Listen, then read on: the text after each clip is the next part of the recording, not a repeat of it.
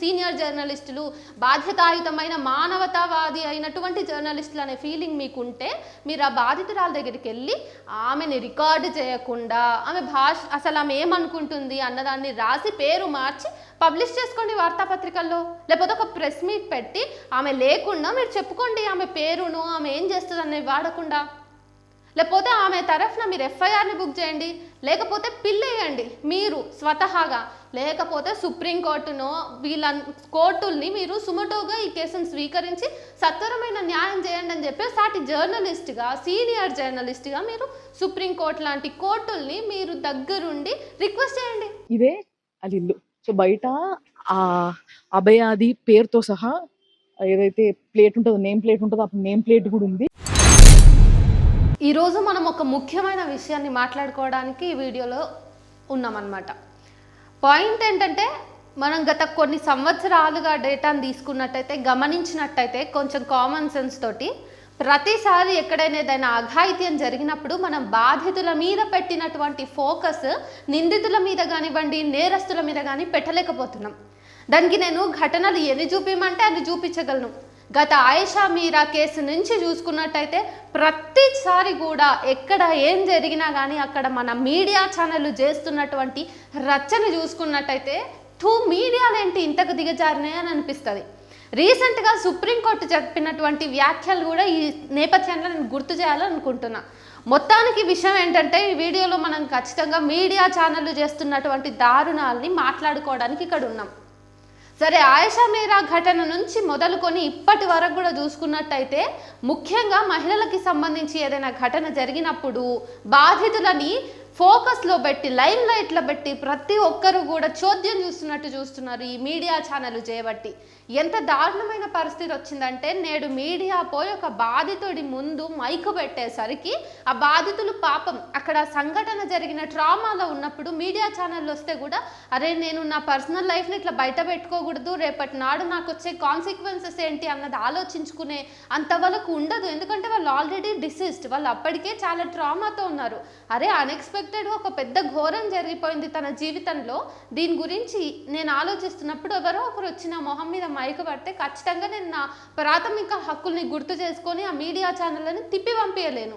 So బాధితులు అట్లా ఉన్నారు కదా అని చెప్పేసి దాన్నే క్యాష్ చేసుకోవాలని మీడియా ఛానళ్ళు కొంతమంది అయితే మరీ దారుణంగా దిగజారిపోయి ఉన్నారు. దాని గురించి మనం మాట్లాడుకున్నట్టయితే రీసెంట్గా కోల్కతా మెడికో హత్య ఇంకా రేప్ కేసు గురించి మనం అందరం కూడా పుంఖాలుగా రాసుకుంటున్నాము, వీడియోలు తీస్తున్నాము. ఇట్లా రీసెంట్గా కొన్ని ఘటనల్ని మనం అందరం ఇప్పుడు మాట్లాడుకుందాము. ఈ కోల్కతా రేప్ అండ్ మర్డర్ కేసుకి సంబంధించి సుప్రీంకోర్టు తీవ్రంగా మనందరినీ కూడా తిట్టింది. ఏమని? అసలు మీరు బాధితులకి సంబంధించినటువంటి పేర్లు కానివ్వండి, వాళ్ళ ఫోటోలు కానివ్వండి, వాళ్ళ పేరు మీద వీడియోలు కానివ్వండి, ఎందుకు అత్యంత దారుణంగా ఈ సోషల్ మీడియాలలో కానివ్వండి, యూట్యూబ్లో కానివ్వండి, న్యూస్ పేపర్స్లో కానివ్వండి ఎందుకు మీరు ప్రచురిస్తున్నారు? రోడ్డు మీద మీరు నిరసనకి వెళ్తే కూడా ఎందుకు ఒరిజినల్ ఫోటోల్ని పట్టుకొని వెళ్తున్నారు అని చెప్పేసి సుప్రీంకోర్టు కూడా తీవ్రంగా విమర్శించింది. దానికి సాక్ష్యం కూడా కావాలంటే ఇది 22వ తారీఖు వచ్చినటువంటి పత్రిక. ఇందులో మనం చూసుకున్నట్టయితే లై డిటెక్టర్ పరీక్షకు అనుమతి అనే ఒక ఎస్సేలో భాగంగా, ఇక్కడ ఈ వార్తలో భాగంగా బాధితురాలి పేరు, ఫోటోలు మీడియాలో ప్రసారం కావడంపై చీఫ్ జస్టిస్ చంద్రచూడ్ తీవ్ర ఆందోళన వ్యక్తం చేశాడు.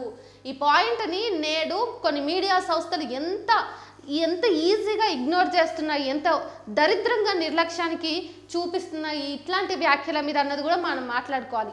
అయితే 22వ తారీఖు వచ్చినటువంటి ఈ పత్రికలో ఈ వ్యాఖ్యలు మనకు చాలా చిన్నగా తేలికగా అనిపించవచ్చు, కానీ ఆ తర్వాత కూడా సుప్రీంకోర్టు చాలా సీరియస్గా చెప్పింది. సీరియస్ అయ్యారు కూడా. ఎందుకు? బాధితురాలికి సంబంధించినటువంటి డీటెయిల్స్ని ఓపెన్ చేయొద్దు అని చెప్పేసి ఎన్నిసార్లు చెప్పినా కూడా మీరు వినట్లేదు. ఖచ్చితంగా బాధితురాలికి సంబంధించినటువంటి విషయాలన్నీ కూడా గోప్యంగా ఉంచాల్సిన అవసరం ఉంది. ఆర్టికల్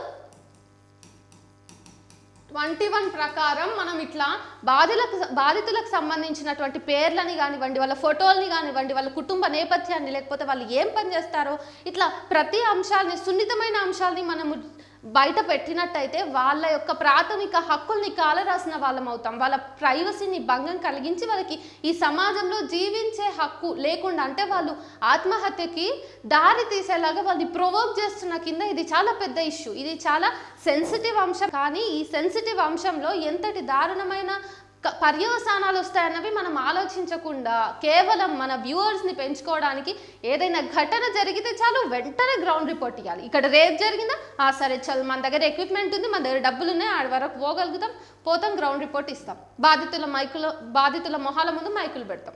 కొన్ని ఛానల్స్ యొక్క వార్తల్ని వీడియోలను చూస్తుంటే నాకైతే చాలా మండుతుంది. ఎందుకు అసలు ఈ మీడియా ఛానళ్ళకి బాధితుల యొక్క ప్రైవసీని భంగం కలిగించే హక్కు ఎవరిచ్చిర్రు? కొన్ని వీళ్ళకి ఏ రేపులు లేవనుకోండి, రాజకీయ నాయకుల జీవితాల్లో జరుగుతున్నటువంటి పర్సనల్ ఎఫైర్స్ని పట్టుకుంటారు. ఒక 2-3 వారాలు యథేచ్ఛగా వాటిని కంటిన్యూస్గా వాటిని వేస్తూనే ఉంటారు. అంత కావాలంటే అసలు ఎమ్మెల్యేకి సంబంధించిన మనుషుల్ని కానివ్వండి, ఎంపీలకు సంబంధించిన మనుషుల్ని కానివ్వండి పిలుస్తారు. వీళ్ళు ఫలానా వాళ్ళ ఇంట్లో పని మనుషులు అని పని మనుషుల కానుంచి తీసుకుంటే ఆ ఎమ్మెల్యే లేదంటే ఆ ఎవరైతే సోకాల్డ్ మనిషి ఉన్నారో వాళ్ళ భార్య దాకా ప్రతి ఒక్కరిని లాగి వాళ్ళని కూర్చోబెట్టి గంటల కొద్ది డిబేట్లు పెడతారు. ఇంకొకటి జీవితంలో ఏం నడుస్తుంది అన్న దాని గురించి మాట్లాడే హక్కు మీకు ఎవరు ఇచ్చారు? అసలు మీకు ఏం అవసరం? ఫస్ట్ ఆఫ్ ఆల్ ఈ సమాజాన్ని గత 10 సంవత్సరాలుగా చూసుకున్నట్టయితే ఈ సమాజం మొత్తాన్ని కూడా ఇట్లాంటి చిల్లర ఛానళ్ళు, చిన్న చిన్న ఛానళ్ళు ఎట్లా అలవాటు చేస్తున్నాయంటే ఏదైనా ఘటన జరిగినప్పుడు బాధితురాలు కెమెరా ముందుకు వచ్చి మాట్లాడడం అనేది సర్వసాధారణం. ఆమె ఉనికి ఏంటి, ఆమె ఎక్కడ ఉంటుంది, ఆమె ఇంటి అడ్రస్తో సహా, ఆమె ఇంట్లో ఎన్ని గదులు ఉన్నాయి, వాళ్ళ పరిస్థితి ఏంటి, వాళ్ళు ఏం వండుకుంటున్నారు, ఏం తింటున్నారు, వాళ్ళ ఇంట్లో ఫ్రిడ్జ్ ఉందా లేదా, కాని నుంచి ప్రతిది కూడా ఈ వీడియోలలో చూపించడము ఇదంతా కూడా సర్వసాధారణం అయిపోయింది అన్నట్టుగా కొన్ని ఛానళ్ళు చూపిస్తూ ఉన్నాయి. ఆ ఛానళ్ళ పేరు తీస్తే కంపు అని ఆడియన్స్ అందరూ కూడా చోలు మూసుకునే అంత దారుణమైన పరిస్థితికి దిగజారిన ఛానల్స్ ఉన్నాయి. ఇప్పుడు మీరు చూసుకున్నట్టయితే నేషనల్ లెవెల్లో కానివ్వండి, ఇంటర్నేషనల్ లెవెల్లో ప్రాముఖ్యతను పొందినటువంటి ఛానల్స్ ఉన్నాయి, టాప్ మోస్ట్ ఛానల్స్ ఉన్నాయి. వాళ్ళందరూ కూడా వాళ్ళకి లెక్క కాదు, అంటే ఒక బాధితురాలు ఇంటికి వెళ్ళి ఆ ఇంటిని చూపించడమో వాళ్ళతో మాట్లాడించడమో వాళ్ళకి శాతగాక కాదు. కానీ వాళ్ళు ఆ బాధితులకి సంబంధించినటువంటి జీవితాల్ని, వాళ్ళ ప్రైవసీని రెస్పెక్ట్ చేసి టాప్ మోస్ట్ ఛానల్స్ లేకపోతే అక్రిడేషన్ ఉన్న జర్నలిస్టులు అందరూ కూడా ఒకవేళ బాధితుల దగ్గరికి వెళ్తే వాళ్ళకి సంఘీభావం తెలియజేస్తారు, వాళ్ళకి సహానుభూతిని తెలిపి వాళ్ళు చేసేటటువంటి న్యాయపరమైనటువంటి పోరాటంలో మేము కూడా ఉంటాము అని చెప్పేసి వాళ్ళ పక్కన నిలబడతారు. అంతే తప్ప వాళ్ళని ఫోటోలు తీసి వాళ్ళని వీడియోలు తీసి సామాజిక మాధ్యమాల్లో పెట్టి వాళ్ళందరినీ ఎక్స్పోజ్ చెయ్యరు. గత కొన్ని సంవత్సరాలుగా మీడియా ఛానళ్ళు మేము బాధితులకి న్యాయం చేస్తాము అని చెప్పేసి బాధితుల చుట్టూ తిరుగుతా వాళ్ళ జీవితాలని రోడ్డు మీదకి వేసి వాళ్ళ జీవితాలకి వీళ్ళు ఏం న్యాయం చేస్తున్నారో పక్కన పెడితే తీవ్రమైన నష్టాన్ని, అన్యాయాన్ని అయితే కలిగిస్తున్నారని చెప్పాలి. ఇప్పుడు మొన్న మనం చూసుకున్నట్టయితే కొల్హాపూర్లో చెంచు మహిళకి అత్యాచారం జరిగింది. ఆమెను దారుణంగా 10-15 రోజుల పాటు నిర్బంధం చేసి ఆమెని చెప్పుకోలేని విధంగా చిత్రవదలు చేసిన ఘటనని మనం చూసినాం. అయితే కొన్ని ఛానల్స్ చూస్తే యూట్యూబ్ ఛానల్స్ అవి చాలా చిన్న ఛానల్స్ నిజానికి, కానీ వాళ్ళు ఏంటి ఎక్కడ ఏం జరిగినా గ్రౌండ్ రిపోర్ట్ అని చెప్పేసి వెళ్ళి అక్కడ బాధితుల్ని బజారుకి ఇడుస్తారు. సో వాళ్ళు వెళ్ళి నేరుగా బాధితురాలి మొహం ముందు మైకు పెట్టి ఆమె దగ్గర మాట్లాడించాలని వాళ్ళకి ఎట్లా అనిపిస్తుంది? అంటే కొంచెం కూడా అంటే వీళ్ళు మనుషులు కాదా? వీళ్ళకి మనస్సు ఉండదా? మానవత్వంతో ఉన్న ఏ మనిషి అయినా, జర్నలిస్టే అవ్వక్కర్లేదు దానికి, ఎవరైనా కానీ అరే వీడి జీవితాన్ని నేను బజార్ని ఎందుకు పడేయాలి? ఆల్రెడీ ఆమె చాలా అనుభవించింది ఈ ఘటన ద్వారా, ఆమె చాలా మెంటల్ ట్రామాకి గురయ్యింది.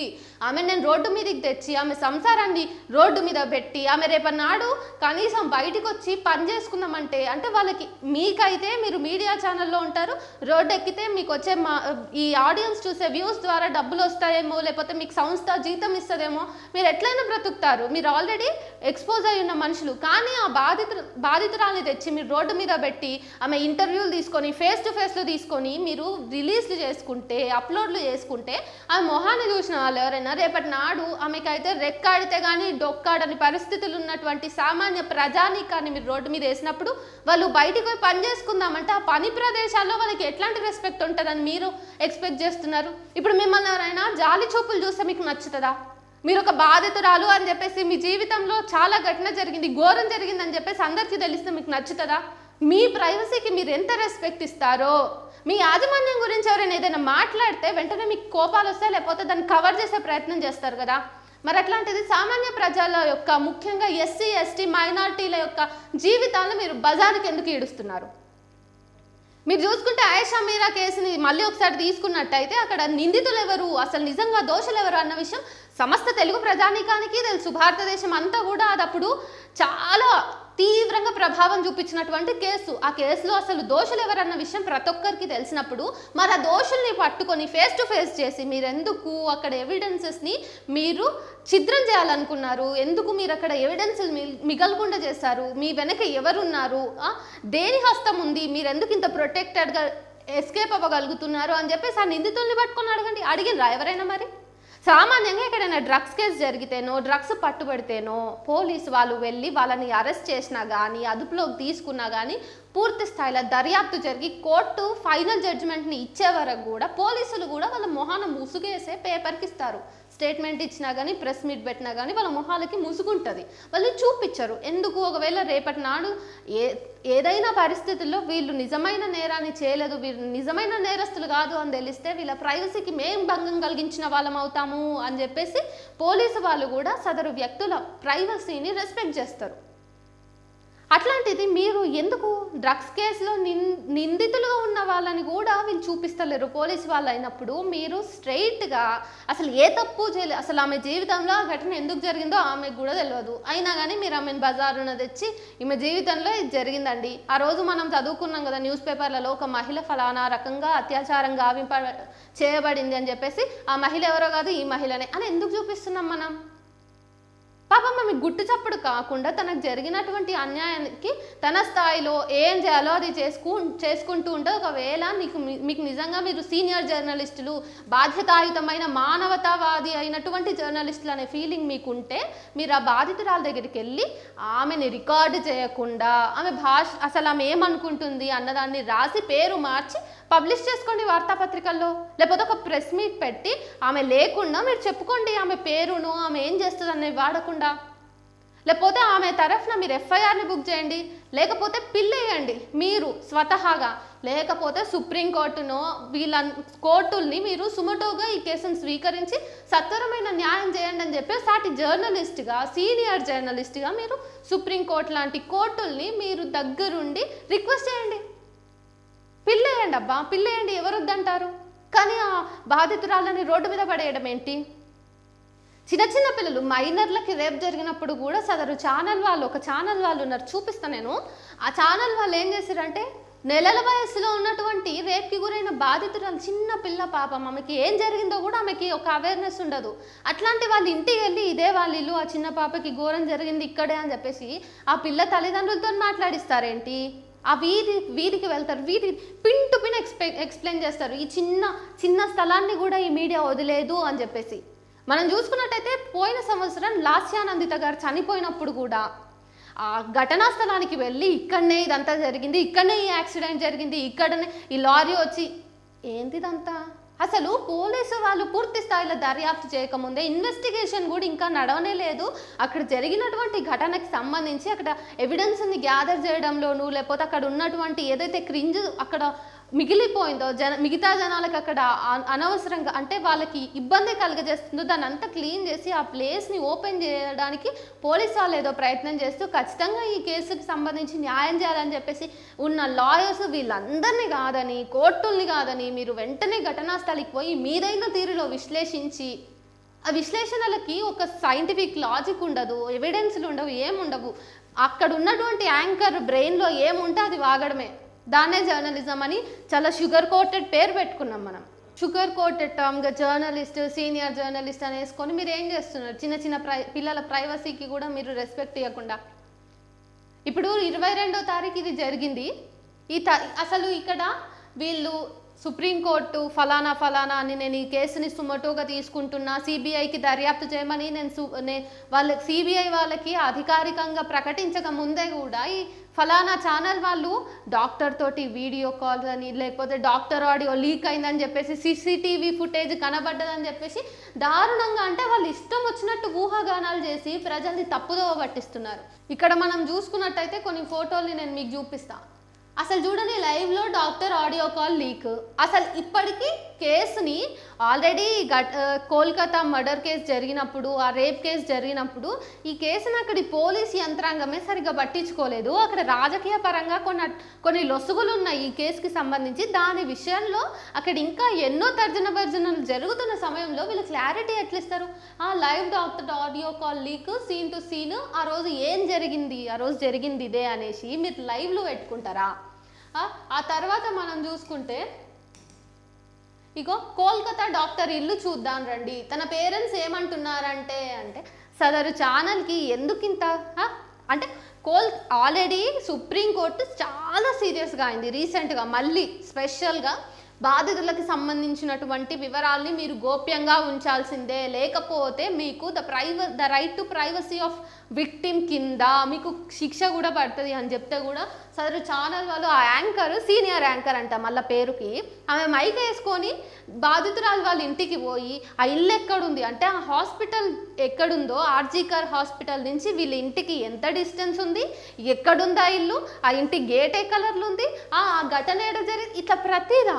ఇంతనా కష్టం ఆ బాధితుల జీవితాలంటే మీకు ఇంత చులకననా? జర్నలిస్టులు అంటే నెత్తి మీద కొమ్ములేమి ఉండవు, మీకు నెట్వర్క్ ఉంటుంది నిజమే, మేము ఒప్పుకుంటాము, అందరూ ఒప్పుకుంటారు. కానీ మీకు నెట్వర్క్ ఉంది కదా, మీ దగ్గర డబ్బులు ఉన్నాయి కదా, మీ దగ్గర ఎక్విప్మెంట్ ఉంది, యాంకర్లు ఉన్నారు కదా అని చెప్పేసి రోడ్డు మీద పడేసి ఇక్కడ ఏ ఘటన జరిగితే దాన్ని తీసుకురాపోండి గ్రౌండ్ రిపోర్ట్ అంటారా? దీనికి బాధ్యత ఎవరు వహిస్తారు?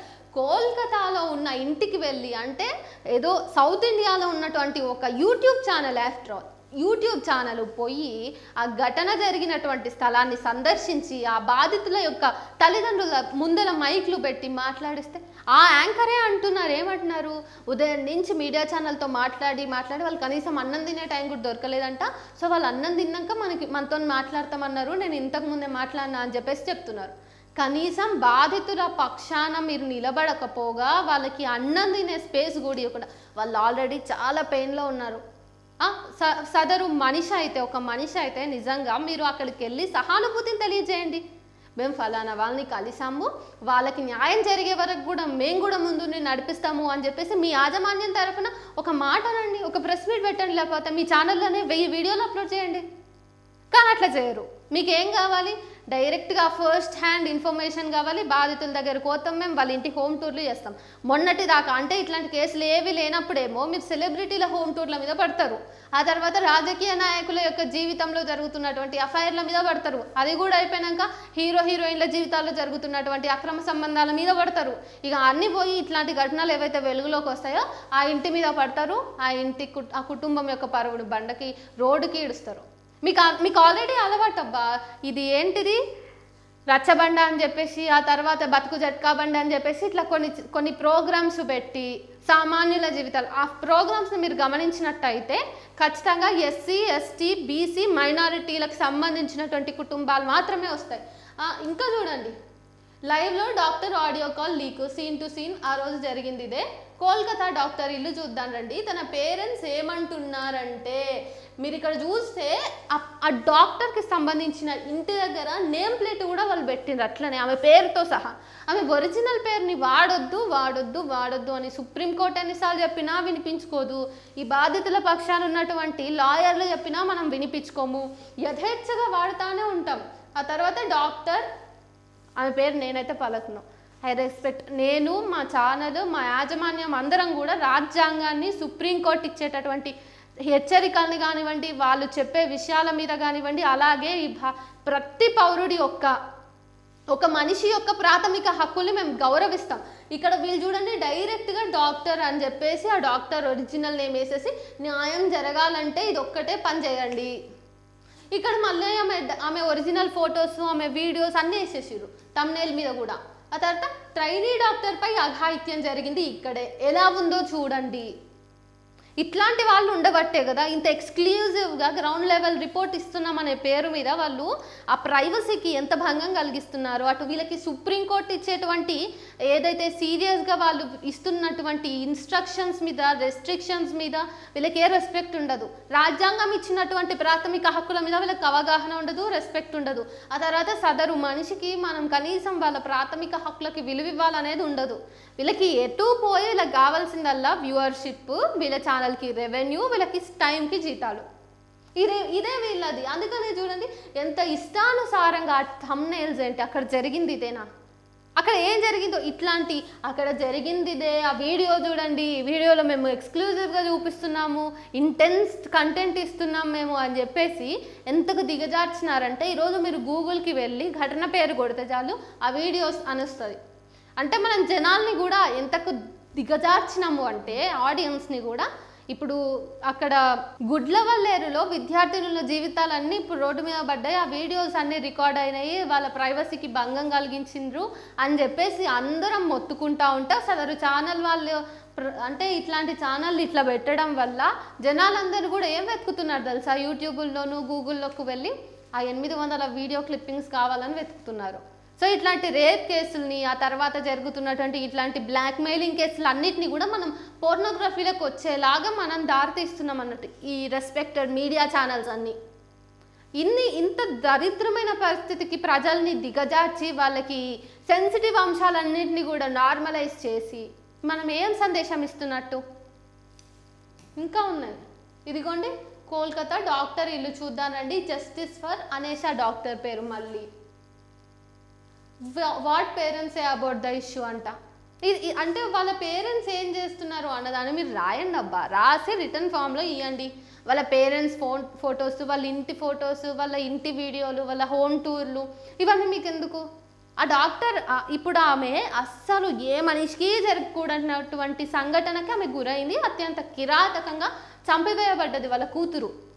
రేప్కి గురైన తర్వాత కూడా ఆమె చిత్రవదలకి గురయ్యి ప్రాణాలను వదిలేసుకున్న కూతురు సంబంధించినటువంటి మెమరీస్ తోటి ఆ సంఘటనని పదే పదే గుర్తు చేసుకొని వాళ్ళు కుమిలిపోతూ ఉంటే మీరు పైనుంచి వెళ్ళి అగ్నికి ఆజ్యం పోసినట్టు వాళ్ళకి ఇంకా వాళ్ళ కూతుర్ని గుర్తు చేసి ఆ ఘటన మీద గుచ్చి అడిగితే ఇంకొకరి జీవితం గురించి మీరు ఇంత చేస్తున్నారు కదా. రెస్పెక్టెడ్ యాంకర్స్ అండ్ జర్నలిస్టులు, మీ పర్సనల్ జీవితంలో మీ హస్బెండ్ తోటి ఏం గొడవ జరిగిందో మీరు చెప్తారా? ఫలానా తేదీ రోజు ఏం జరిగిందమ్మా, ఇంతకుముందు వాళ్ళిద్దరి మధ్య ఎట్లా ఉంటుండే రిలేషన్షిప్, మీ కూతురు ఇంతకుముందు మీతో ఎట్లా ఉండేది, ఆమె చదువుకునే రోజుల్లో ఎట్లా ఉండేది, మీ దగ్గర బాండ్ ఇట్లాంటి చిల్లర ప్రశ్నలు అన్నీ అడుగుతారు కదా. మీ ఇంట్లో మీ వ్యక్తిగత జీవితంలో మీ భర్తతో మీ బాండ్ ఎట్లా ఉందో చెప్పండి అమ్మా. చెప్తారా మీరు? మీ ఇంటి గుట్టు బయటేసుకుంటారా? చెప్పారు కదా, బాధితుల ఇళ్ళల మీద, వాళ్ళ పర్సనల్ వాళ్ళ జీవితాల మీద, వాళ్ళ ప్రైవసీ మీద ఎందుకు మీరు పడి చిల్లరేరుకునే పరిస్థితులు తెస్తున్నారు? కోల్కతా ట్రైనీ డాక్టర్ కేసులో విస్తుపోయే నిజాలు, ఇది ఆ ఛానల్ వాళ్ళు అప్లోడ్ చేసిర్రు వీడియో. నిజానికి వాళ్ళు లైవ్ పెట్టిండ్రు, అయితే ఇక్కడ ఒక రిపోర్ట్ ఇచ్చిర్రు. అయితే మనం గమనించినట్టయితే ఈ వీడియో వచ్చిన తేదీని చూసుకున్నట్టయితే అసలు అప్పటికి సిబిఐ చేతికి కేసు పోలేదు, సుప్రీంకోర్టు దీన్ని సుమోటోగాను స్వీకరించలేదు. అప్పుడే మీరు విస్తుపోయే నిజాలని వేసిండ్రు. కానీ అప్పటికి అక్కడ ప్రాపర్గా దర్యాప్తే జరగలేదు, ఇన్వెస్టిగేషన్ జరగలేదు. ఆల్రెడీ కేసులో చాలా లొసుగులు ఉన్నాయి. ఘటన జరిగిన 10 గంటల వరకు కూడా అసలు ఎటువంటి పోలీస్ కేసు రిజిస్టర్ అవ్వలేదు. మరి పోలీస్ కేసు రిజిస్టర్ అవ్వడానికి 10 గంటలు ఎందుకు టైం పట్టిందని సుప్రీంకోర్టు ఆ తర్వాత అడిగింది. ఇన్వెస్టిగేషన్ స్టార్ట్ అయ్యి ఒకటి నిజాలు తెలుస్తున్నప్పుడు ఆ ప్రతి జాప్యం మీద కూడా అటు పోలీసుల్ని, ఆ తర్వాత ప్రభుత్వాలని, ఆ తర్వాత కాలేజ్ యాజమానాల్ని, ఇట్లా వీళ్ళందరినీ ఎట్లా క్వశ్చన్ చేయాలో అట్లా క్వశ్చన్ చేస్తూనే ఉన్నాయి సుప్రీంకోర్టు, ఇంకా సిబిఐ. వీళ్ళందరూ కూడా అసలు వీళ్ళందరూ ఇంకా ఘటనలోకి రాకముందే, సీన్ ఎంటర్ అవ్వకముందే మీరు అటు పోయి మీరు ట్రైనీ డాక్టర్ కేసులో విస్తుపోయే నిజాలంట. అవి నిజాలా? ఎన్నో రకాలుగా సోషల్ మీడియాలో ఆల్రెడీ సుప్రీంకోర్టు కూడా అన్నది, సోషల్ మీడియాలో వచ్చినటువంటి వాటిని మీరు నిజాలుగా అని ఎట్లా వాదిస్తారు అని చెప్పి ఒక అడ్వకేట్కి సుప్రీంకోర్టు క్వశ్చన్ చేసింది. సోషల్ మీడియాలో ఏది వస్తే అది పట్టుకొని మీరు వచ్చి కోర్టు బోన్లో వచ్చి నిలబడ్డ వాళ్ళని మీరు అట్లా ఎంక్వైరీ చేస్తారా? ఇవి నిజాలని మీరు ఎట్లా నమ్ముతారు ఎవరిని మీడియాలో వచ్చే పాయింట్స్ని అనేసి డైరెక్ట్గా ఒక పబ్లిక్ ప్రాసిక్యూటర్నే కోర్టు ప్రశ్నించినప్పుడు వాటి ముందు ఈ వార్తల్ని నిజంగా ఎవరైనా పాపం ఇప్పుడు బాధితుల పక్షాన నుండి వీళ్ళ మీద కేసు వేస్తే మీ పరిస్థితి ఏంది? ఖచ్చితంగా ఇవన్నీ కేసు వేయడానికి అర్హత కలిగినటువంటి దరిద్రమైనటువంటి కాంటెంట్ ఇదంతా. ఈ కాంటెంట్ అసలు ఎంత దారుణమైన పరిస్థితి కాకపోతే అక్కడ ఏం లేదు. ఎవడో అంటాడు కదా, ఆళ్ళు లేదు చూలు లేదు, అల్లుడి పేరు రామలింగం అని. అది చాలా చాలా కామెడీగా ఉన్నటువంటి సామెత కానీ ఈ కేసులో అసలు ఏమీ లేకముందే మీరు అది ఇది అని చెప్పడం అయితే ఖచ్చితంగా మీ ఛానల్ వాళ్ళు బాధితుల పక్షాన నిలబడుతున్నట్టుగా నటిస్తూ వాళ్ళకి ఇంకాస్త అన్యాయాన్ని మాత్రమే చేస్తున్నారని చెప్పాలి. మన సమాజంలో, మన భారతదేశంలో రాజ్యాంగపరంగా చూసుకున్నా లేదంటే ప్రజాస్వామిక భారతంగా చూసుకున్నా కానీ మీడియా ఛానళ్ళకి, ఈ పత్రికలకి ఒక రెస్పెక్ట్ అనేది ఉంది. ఎందుకంటే మనము బాధితుల పక్షాన నిలబడి వాళ్ళకి న్యాయం చేసేలాగా ముందుండి ఫైట్ చేయాలి. వాస్తవాలని రాసి ఎన్నో చీకట్లో ఉన్నటువంటి అన్యాయమైన అక్రమాలను మనం వెలుగులోకి తెస్తామనే ఒక పెద్ద టైటిలే మనకుంది, అంత పెద్ద సామాజిక బాధ్యత మనకున్నది. కాబట్టి మనం వెళ్ళి ఇట్లాంటి అతి సామాన్యమైన ప్రజానీకం దగ్గరికి వెళ్ళి వాళ్ళ జీవితాన్ని బజారున కీడ్చకుండా ఆ బాధితుల పక్షాన నిలబడి వాళ్ళకి జరిగినటువంటి అన్యాయానికి గాను నేను దగ్గరుండి అక్కడ ఎఫ్ఐఆర్ బుక్ అయ్యేలాగా వాళ్ళకి నిర్దేశకం చేస్తాను. వాళ్ళకి లీగల్గా ఎటువంటి డౌట్స్ అయినా ఉంటే వాళ్ళకి లీగల్ అసిస్టెన్స్ ఇచ్చే ప్రయత్నం ఏదైనా నా స్తోమత తగ్గట్టు. ఎందుకంటే ఈరోజు మీరందరూ ఇక్కడ ఫలానా సౌత్ ఇండియాలో మీరు ఉంటున్నప్పుడు, నార్త్ ఇండియాలో ఘటన జరిగినప్పుడు మీరు నార్త్ ఇండియా దాకా వెళ్ళగలుగుతున్నారు అంటే మీకు ఎంతో కొంత క్యాలిబర్ ఉంది. దాన్ని యూజ్ చేసి సదరు బాధితులకి న్యాయం చేసే ప్రయత్నం చేస్తే ఎంత బాగుంటుంది. మీరు ఆ నైతిక బాధ్యతను తీసుకోవడానికి ఉండను కానీ నైతిక బాధ్యతలన్నింటినీ విస్మరించి ఒక కుటుంబానికి, వాళ్ళకి సంబంధించిన సమాజానికి మీరు నష్టం చేసే ప్రయత్నాలు అయితే ఖచ్చితంగా మానుకోవాల్సినది. ఇది చాలా పెద్ద క్రైమ్ చెప్పాలంటే. ఆ తర్వాత ఇట్లాంటి ఘటనలు వస్తూనే ఉన్నాయి కాబట్టి ఈ ప్రతి ఘటన దగ్గర మీరు గ్రౌండ్ రిపోర్ట్ పేరు మీద మళ్ళీ బాధితుల్ని బయటికి తేకుండా వాళ్ళ పక్కన నిలబడండి. అంతేకాకుండా ఎవరైతే మనకి అవసరం లేని విషయాలు ఉన్నాయో, ఒకరి జీవితంలోని పర్సనల్ విషయాన్ని మనం రచ్చకీడ్చి రచ్చబండల్ లాంటి ప్రోగ్రాములు చేసి ఎస్సీ, ఎస్టీ, మైనారిటీ, బీసీల జీవితాల్ని రోడ్డు మీద ఉంచకుండా వాళ్ళకి సామాజికంగా everybody deserves to be respected అన్న ఒక సూత్రాన్ని గుర్తుపెట్టుకొని రాజ్యాంగం ఇచ్చినటువంటి ప్రాథమిక హక్కులను గుర్తుపెట్టుకొని వాటి అనుసారంగా సుప్రీంకోర్టు ఏవైతే మార్గనిర్దేశకాలు చేస్తుందో ఇట్లాంటి కేసుల్లో మనం పాటించాల్సిన సంయమనాలు వాటన్నింటిని దృష్టిలో పెట్టుకొని మీరు దయచేసి పోలీసుల కంటేను, కోర్టుల కంటే ముందే మీరు ఒక అభిప్రాయాన్ని జనాల దృష్టిలో ఫ్రేమ్ చేయకండి. మీరు ఒకటి ఫ్రేమ్ చేస్తే అక్కడ పూర్తి దర్యాప్తు తర్వాత కేసు మొత్తము అయిపోయి చివరిగా వచ్చే జడ్జిమెంట్ తోటి పోలిసి ఆ రెండింటికి అసలు సంబంధం కూడా ఉండదు. సో మనం ఊహాగానాలు చేసినంత ఈజీ కాదు. కోర్టులు ఉన్నాయి, వాళ్ళ పనులు వాళ్ళు చేయడానికి, వాళ్ళ పనులు వాళ్ళని చేయనిద్దాము. కావాలంటే ఆ పనులు జరిగే మీన్ వైల్ మీరు బాధితుల పక్క నుండి వాళ్ళతో పాటు ముందుకు నడవండి. ఇప్పటికైనా ఈ మీడియా ఛానళ్ళు సిగ్గు తెచ్చుకోకపోతే ఇంకా ఖచ్చితంగా మీడియాకి ఉన్నటువంటి ఒక పెద్ద పేరు, దానికి ఉన్న ప్రివిలేజ్ అనేది ఖచ్చితంగా దారుణంగా పడిపోతుంది, దిగజారిపోతుంది. ఆల్రెడీ మనం చాలా దిగజారినాం.